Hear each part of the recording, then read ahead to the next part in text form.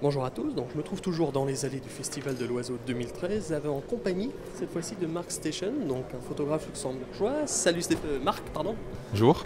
Alors Marc, une expo vraiment impressionnante, hein, je te le dis franchement, des tirages assez grands. Alors premièrement, combien de tirages tu nous proposes? Pour combien de photos? Donc l'exposition elle est composée de 16 tirages, dans le format 60-90.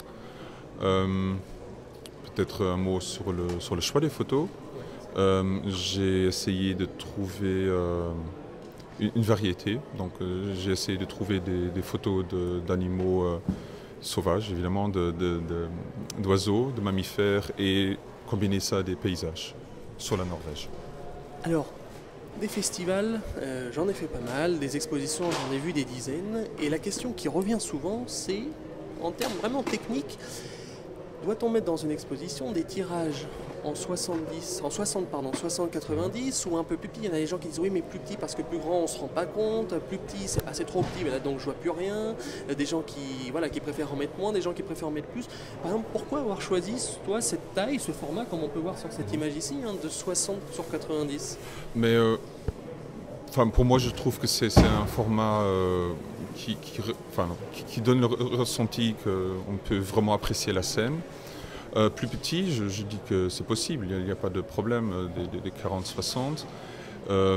Mais bon, voilà, les boîtiers actuels, ils permettent aussi, donc le numérique, ils permettent de faire des tirages de qualité. Donc je pense que voilà, on a les moyens de le faire. On peut les montrer dans les grands espaces avec cette taille-là.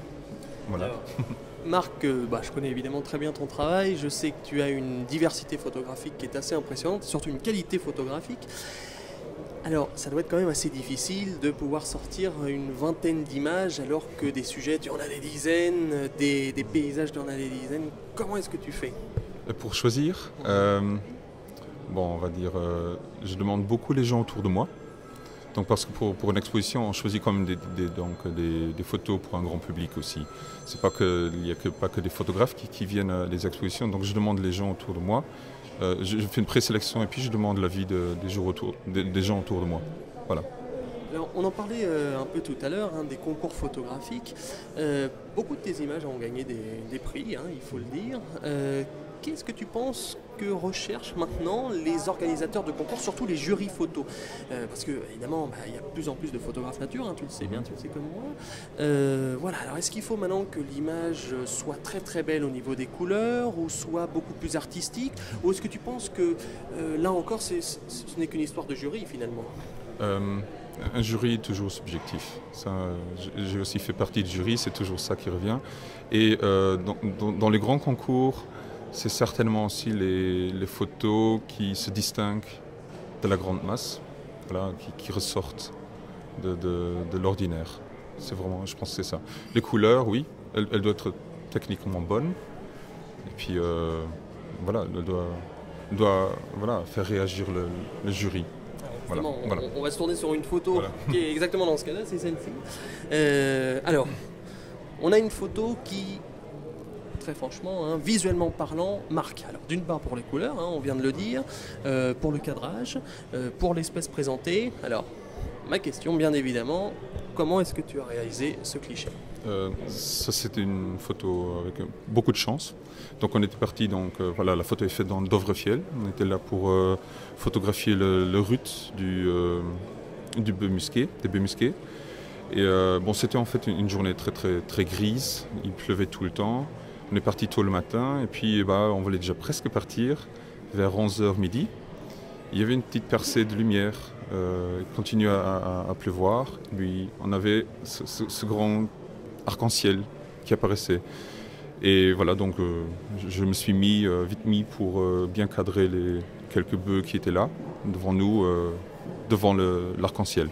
Voilà. Et puis derrière, vous voyez encore une montagne en fait. Voilà. Alors, bon, on n'est que vendredi, hein, mais c'est une image qui a déjà fait réagir tes visiteurs ici sur l'expo? Oui, on m'a dit que je devrais revoir mon capteur, que j'ai des problèmes avec les capteurs pour les couleurs. Mais non, oui, évidemment, j'ai la question, c'est quoi les couleurs? Voilà. Alors Marc, c'est une question que j'ai posée à plusieurs autres de tes collègues photographes. Si je débute la photographie, qu'est-ce que tu me donnerais, toi, comme photographe chevronné, comme petit conseil, que ce soit au niveau technique, au niveau naturaliste? Mais le conseil vraiment que je pense, c'est on remarque souvent chez les gens qui commencent, ils se concentrent trop sur le matériel. Donc le conseil que moi je donnerais, c'est très général, mais d'abord apprendre les techniques de base de la photographie, puisqu'avec un appareil manuel, tout travail en manuel. Et puis évidemment, si on veut approcher des animaux, connaître avant de sortir et de faire, on va dire, des bêtises.